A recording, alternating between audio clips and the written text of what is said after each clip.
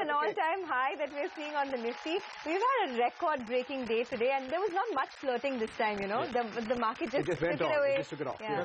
The market knew it, Sonia. You know, the internals were telling you that the high is coming, and the market would not face any kind of resistance because really, I mean, short covering move was done. There were not too many shorts, and this move was about expiry. And with global markets being just stable, this is all the market needed. And you know, you've seen this so many times in the past that you normally have the last day of a series reserved for something like this, especially if once you have had a correction, a shallow correction, and the move is back on. So not surprised that the market chose the expiry day actually to go back to all-time And there are so many anchors to this market, Anuj. You know, it's good to see that there's a secular run. Earlier it was only banks, but now we've seen contribution from IT, contribution from capital goods. So it's a clean secular run for the market. Indeed. You know, that's the point I made earlier as well, that when the Sensex hit an all-time high, there were only 5 Sensex stocks which were actually at lifetime highs. That's telling you that this move really has been broad-based. Of course, the part of the reason is because first banks led the up move, and for last 2 days, banks have taken a bit of a backseat, and IT stocks have come back. And IT had fallen about 10%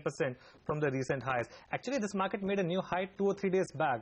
X of TCS. TCS alone was so much drag on the market after its numbers, but really this has been a broad-based move, as has been the case. But just to get back to Siddharth's warning, if I may say, he says this time FIs are pretty long on the market. So what could turn the tide? What could hurt their sentiment? Indeed. So, you know, just to carry forward that point, and, you know, we made the point in the morning as well, the market quite clearly is net long. It's lacking short positions.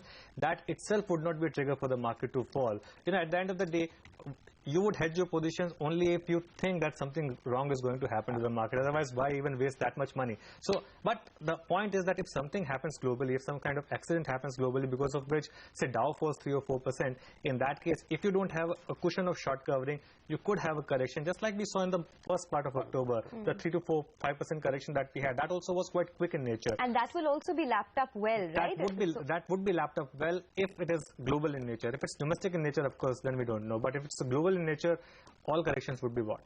The texture of this market has improved so much, Anuj, in the last 2 or 3 months. I mean, it's been it's been only a buy on dips market. Is there anything that is, you know, threatening this rally on the upside? Yeah, you know, as you know, I was just discussing this with 2 or 3 people. The thing that they were saying was that by the month of, say, December or January, if the market gets a bit of a disappointment in terms of domestic reforms, that would be a bit worrying. But to be fair, after that, we have seen some piecemeal steps. You know, Sonia, we were discussing this in the morning. Even this step on FDI in construction, realty and all, these are small steps, but they're big from economic point of view. And market is taking cognizance of that over the last few days. Diesel decontrol was as big a step as any that we have seen over the last few days. But the point is, how many more big reforms can come? Now we just need these incremental administrative kind of reforms. Exactly. And the market is taking note of that. And that's why we've seen all-time highs. All right, we have Nipun Mehta who's also with us. Nipun, great day to be with us on the show and to be in the markets. 81.80 was hit and it's stable right now. What are the stocks or the sectors that you think will lead the market on the way up?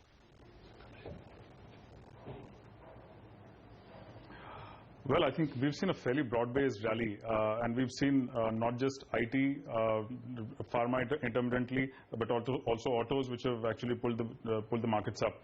Our sense is probably you could see the same sectors which could be pulling the markets up further.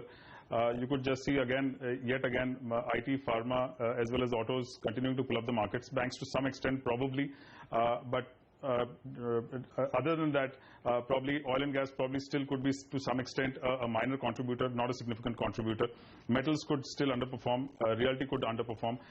So the sectors probably still are likely to continue to remain the same, more on the basis of sheer fundamental performance that we've seen, not just for the earlier quarter, but even for the September quarter really. Okay, Nipun, hold that thought. Ramdev Agarwal also joins in from Motilal Oswal Securities. Ramdev, hi, good afternoon. Are you surprised by the pace of the market rally from the recent correction, or would you say this is par for course in a strong bull market? No, this is, I didn't know that this is going to happen so immediately, but I'm not surprised. I mean, it had to happen, and we are going to see many more new highs. It's just that too many things had happened positively, whether it is a oil decline or a deregulation of diesel, and now I think Maruti's dividend policy change. I think that has added new fire to all the auto stocks, particularly Maruti itself. So I think these small things, they add up, and in any case, I think foreigners were selling, that has stopped.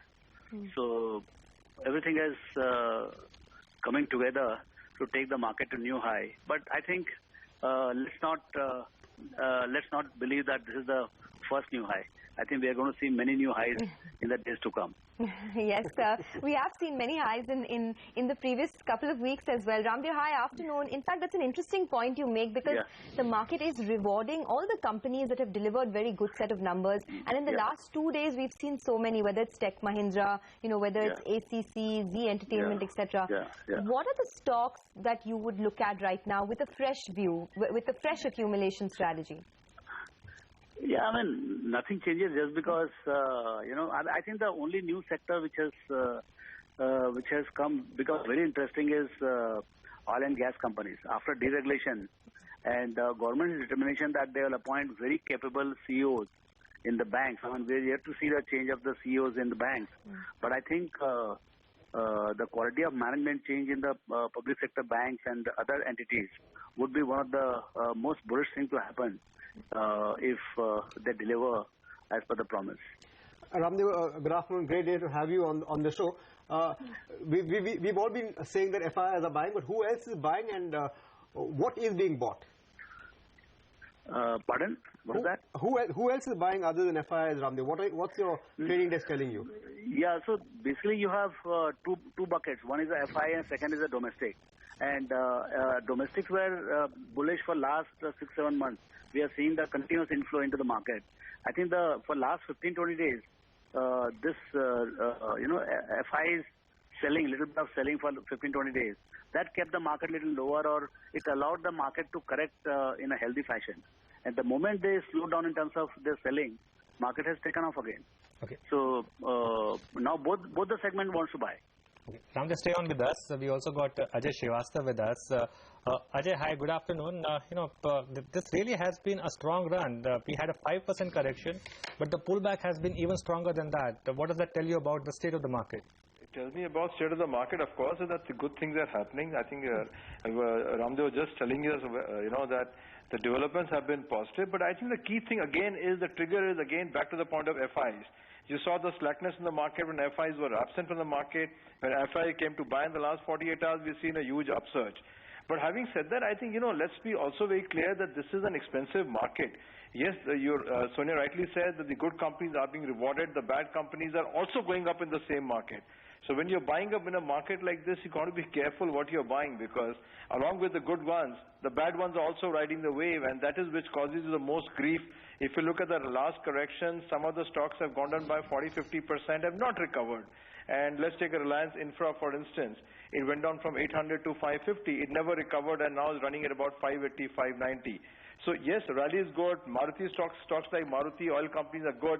But you also have to ensure that you don't catch the froth instead of the good quality stuff in the market. Okay. Ajay, hi, afternoon. So, what do you do now in terms of stock buying? You had mentioned earlier that you should be looking at a bottom-up approach, a good quality names approach. So, would you pick up these names which have done well in this earnings season, or is it sectoral leaders that you would pick up now? I think both possibly choices would coincide. In terms of the sectoral leaders would be the kind of companies which have done well by and large. So if you look at, say, auto space, the sector leader Maruti has done the best among the lot. So if you look at the pharma space, now you've seen Ranbaxy has come back as a replay which will affect the Sun Pharma price. That should do better. I still believe that you'll get a better return on a capital from the bigger stocks, the better place, because their ability to get results are going to be a lot better. You've already seen things like Raymond and Crompton, etc., which have given subpar results. Yes, the share price may still rise today, but these are not the companies which are going to give you the next quarters or next 6 months or next year's performance. So unfortunately, the game is still where it is, that we are back to the big players, we're back to the same themes, we're back to the only new theme, but it's not new anymore, of course, is oil marketing companies, which have been a good place since the last 3 months or 4 months and so on. So if you go sector by sector, Sonia, you will find that top 2 players of the sector have done the best in the sector, barring FMCG, where of course Hindustan Liver kind of disappointed. But in all other sectors, the top players have been the winners in the market.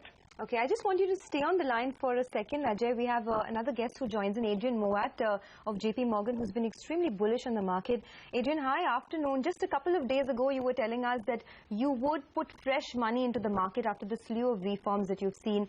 And since you spoke with us, there have been some more on the table with respect to FDI and construction, real estate, etc. Is this a good time to be even looking at sectors like that, beaten down sectors like real estate, construction? Absolutely. I think you need to increase the cyclical exposure in your portfolio, be rotating into some of the laggards. Up until recently, the move we've seen in the market has been external sectors like IT, some of the more defensive sectors, and we've seen weakness in more leveraged companies, cyclicals. So we'd certainly be looking to rotate into that. As you go into 2015, the calendar year, you will start to get the benefit of the decline in energy prices coming through. You have a policy clarity that wasn't in place 12 months ago, and you should begin to see some of these stalled projects having an effect on the economy. So that's definitely an environment to be long cyclicals. Indeed. Adrian, but what's the overall call now on India? This year, it's really been about India. I mean, there's no point even talking about other BRIC countries. B&R are totally gone in that. From here on, would you expect Indian market to attract incremental money as it gets more expensive, or would you expect some kind of consolidation? Look, I think the fact that India is a story of improving fundamentals against a backdrop within the BRICS, that people have a lot of concern about the actual underlying macro data in China. You've got potential financial isolation occurring for Russia, as well as Russia dealing with a significantly weaker energy price. And then in Brazil, there was a hope for a change in policy, but the incumbent president was re-elected by a very narrow margin. And so the sort of optimism around Brazil has faded. That just means that people are more interested in the Indian story. And I do expect India to continue to receive good flows. But it's also very important to look at what's happening to deposit rates in India today. The deposit rates are coming down. That's important for the equity market because high fixed deposit rates were strong competition for equity mutual funds. And we've also seen a lot of redemption of equity-related insurance products in the last couple of years. These headwinds for the market are coming to the end and turning into tailwinds. So I actually think it's going to be Indian savings that are driving this market higher.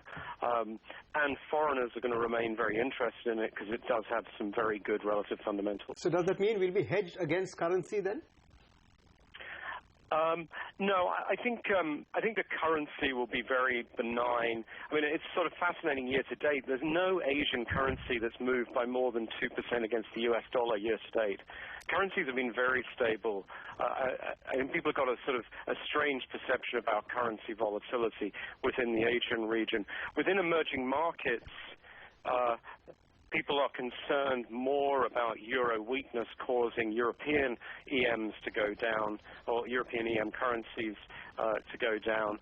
Russia will still be a function of the oil price. There's an expectation of real weakness. So the Indian rupee looks like a very benign story, probably stuck in a trading range 61 to 59. That's where I think it's going to be. All right, Adrian, we'll let you go on that note. Thanks for joining us. That's the word coming in from JP Morgan.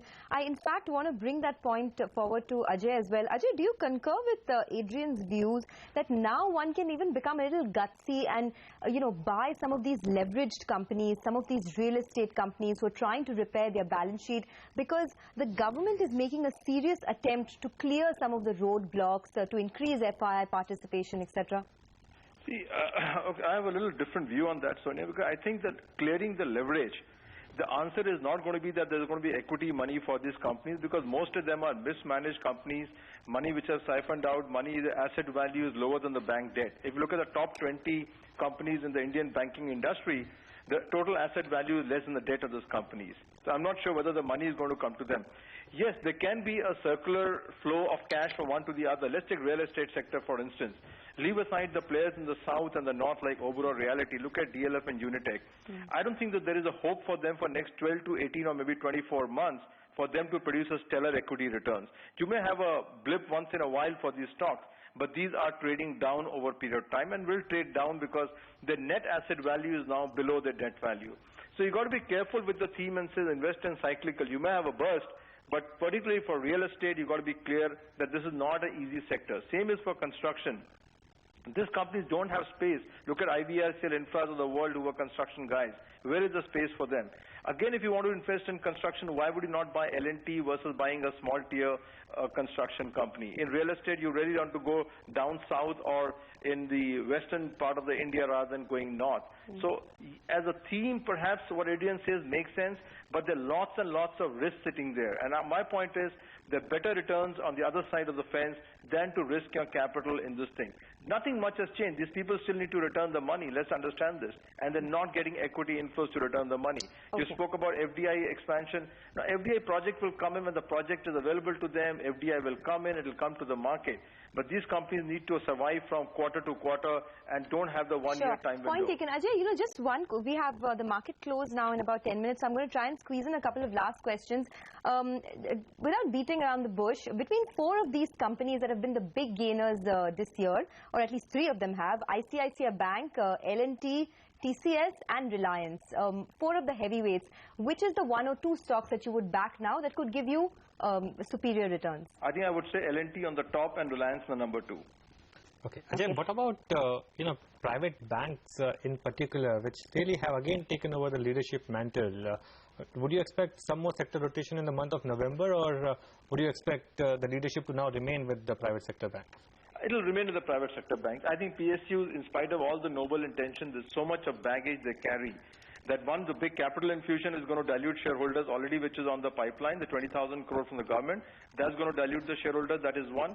Number 2, by the time the changes come and the balance sheet gets cleaned up, I think there'll be more pain on the balance sheet than gain in the balance sheet next. Even if you clean up, the new chairman comes and wants to clean up. He has to clean up a lot of muck. So I think stick to private banks. Nationalized bank will give you a lot of trading options, but not investing options. All right. Ajay, thanks a lot for your take then.